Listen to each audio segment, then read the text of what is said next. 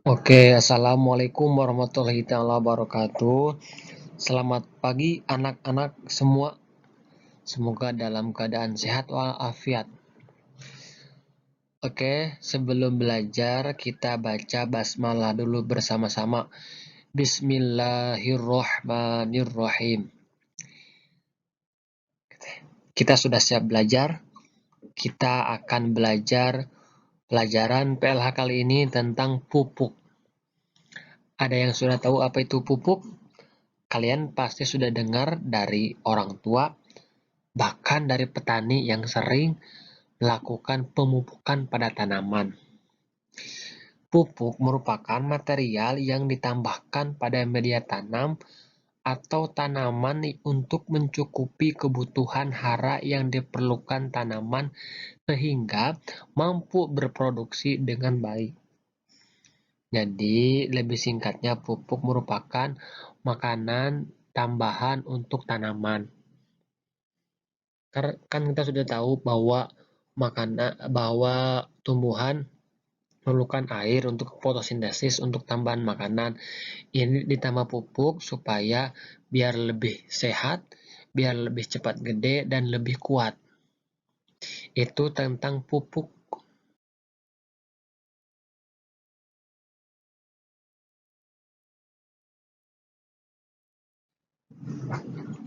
Sebelum kita lanjut ke pembahasan pupuk, kita harus tahu tentang sampah. Karena nantinya pupuk bisa dibuat dari sampah yang biasanya kita buang. Oke, sampah merupakan barang yang sudah tidak bisa dipakai lagi karena kita sudah dibuang. Contoh, plastik bekas cireng karena udah selesai penggunanya terus udah gak bisa dipakai lagi, kita buang. Atau kulit mangga karena sudah tidak berfungsi kulitnya karena mangganya kita makan, makanya kulitnya kita buang. Berarti itu disebut dengan sampah. Perlu kita ketahui bahwa sampah terbagi dua. Ada sampah organik, ada sampah anorganik. Sampah organik merupakan sampah yang berasal dari hewani dan nabati, yaitu dari hewan dan tumbuhan. Kayak tadi, misalnya tangkai kurma, terus kulit jeruk, terus kulit salak, atau bekas potongan sayuran kalau ibu memasak, kulit buncis, atau banyak di pasar yang bertaburan di bawah. Itu merupakan sampah organik.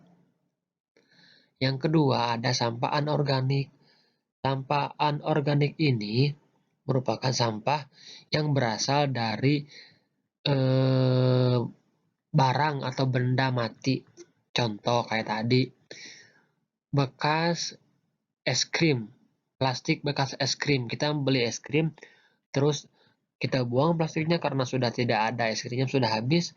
Nah, itu merupakan sampah anorganik. Atau botol bekas minuman kita. Itu merupakan contoh sampah anorganik.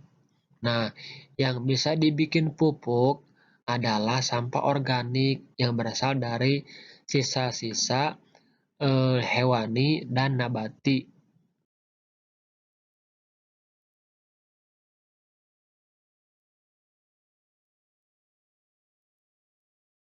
Nah, kita coba lihat gambar ini. Ini merupakan contoh sampah organik, sampah basah yang mudah busuk. Emang kan biasanya organik pasti basah atau kering. Contoh sampah yang kering, daun. Daun yang layu, murah jatuh ke tanah, kering kan tidak basah. Ada lagi dengan sampah yang bekas buah-buahan, sayuran kan basah.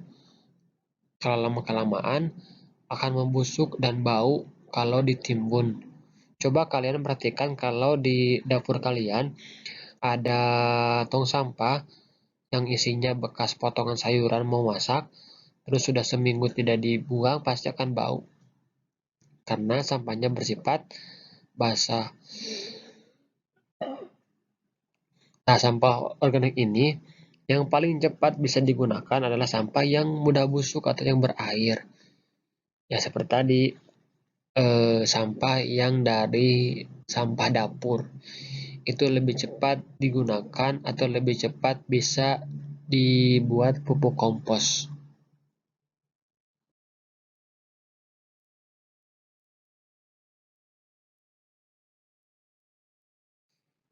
Kalau yang ini merupakan contoh sampah anorganik, sampah kering yang sulit terurai.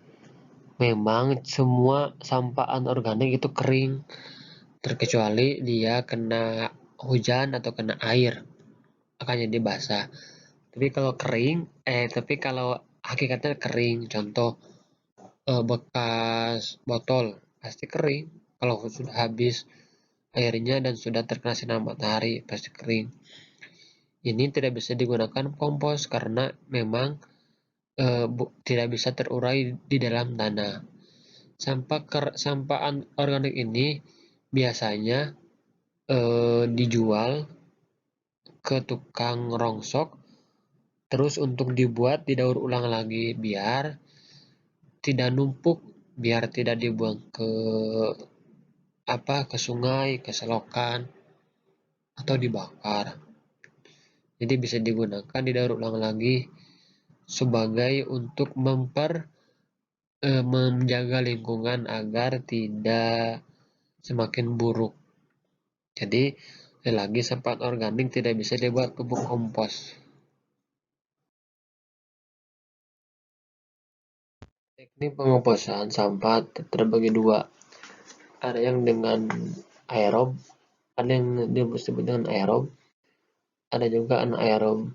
Kalau aerob dibantu oleh oksigen. Jadi butuh sirkulasi udara dalam pengomposan sampah menjadi kompos. Yang kedua ada anaerob.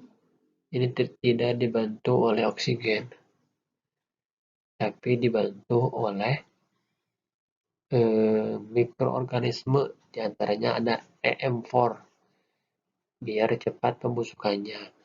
Nah, di antara kedua ini, aerob dan anaerob, yang paling cepat menjadi pupuk kompos adalah anaerob, karena tadi menggunakan bahan kimiawi untuk mempercepat pembusukan. Kalau aerob itu harus sering kita aduk-aduk karena membutuhkan sirkulasi udara yang bagus.